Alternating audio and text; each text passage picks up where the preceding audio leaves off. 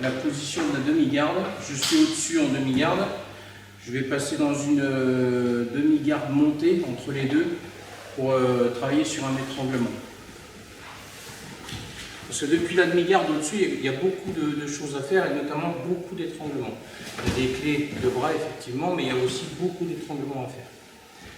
Donc je suis en contrôle en demi-garde au-dessus. J'ai la main derrière sa tête et je viens choper ici le kimono au niveau de l'épaule et je le serre bien de manière à pouvoir mettre la pression avec mon épaule au niveau de sa mâchoire. D'accord ? J'évite de laisser traîner cette jambe tendue par là parce que ça c'est le meilleur moyen de se faire prendre en lockdown. D'accord, voilà. Donc j'essaie toujours d'avoir mes talons près de mes fesses et une base bien ouverte avec mes genoux. Là, je suis bien stable.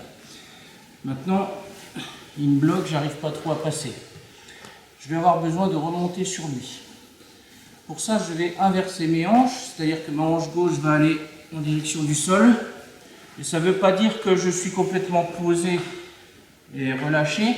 Je suis toujours en appui sur mes orteils et je suis toujours prêt à pousser vers l'avant. D'accord, pour maintenir la pression au niveau de sa mâchoire. Ici, je ne suis pas relâché. Je viens ici. Et je mets la pression sur sa mâchoire. Ensuite, je vais venir pousser sur sa jambe, dégager mon genou. D'accord. Et ensuite, j'emmène mon genou glisser et atterrir au sol. Voilà. Garde mon pied. D'accord. Bien évidemment, s'il ne tient pas suffisamment, relâche. Bien évidemment, je vais passer en montée. Mais là, le but, c'est que je sens qu'il me bloque le pied. Je vais quand même pouvoir travailler sur quelque chose. D'accord. Donc, je suis ici. Je vais pousser, remonte, là. Remonte ta jambe sur là. Ici. Je vais pousser sur son genou et je remonte un petit peu et là je dégage mon genou. Une fois que le genou est dégagé, je ne relâche pas là et je viens passer en montée en demi-garde. Bien évidemment, vous allez avoir des gars qui vont tenter de repousser votre genou avec la main. Voilà, pour pouvoir me repousser ici. Bon, donc là moi je pousse, lui il pousse sur mon genou, mais à ce moment-là il va falloir que je bloque sa jambe avec mon genou et venir dégager là. D'accord? C'est assez facile de lui faire lâcher prise au niveau de mon genou. Et je viens ici. Ensuite, je vais repasser au-dessus.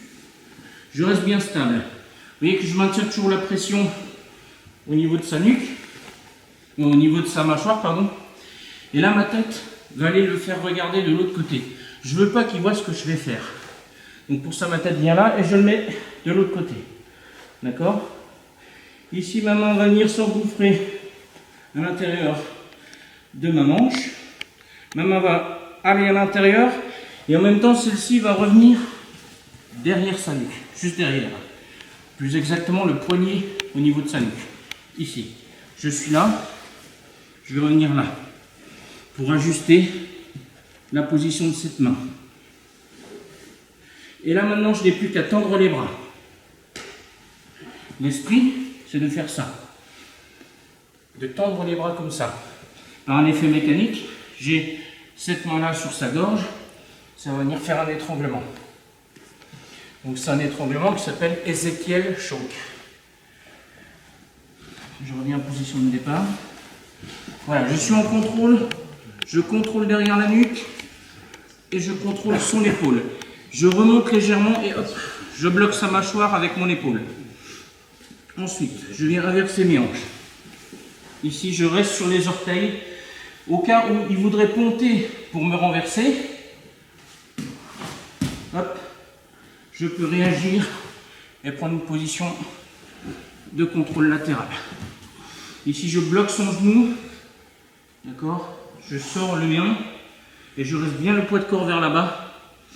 Et dès que je peux, je fais glisser mon genou au sol.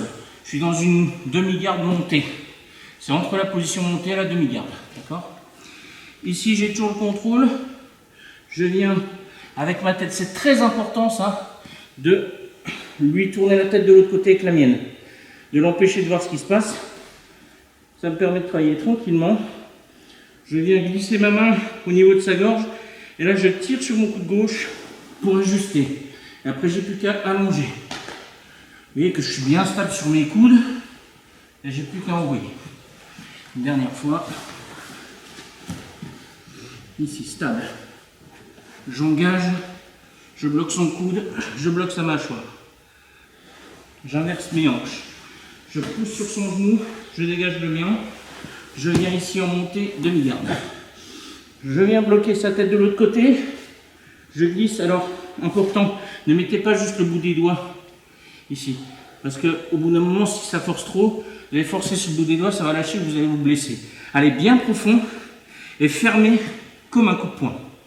Le kim, il doit être vraiment à l'intérieur, pas au bout des doigts. Ici. Là, je rentre. Je glisse derrière sa nuque.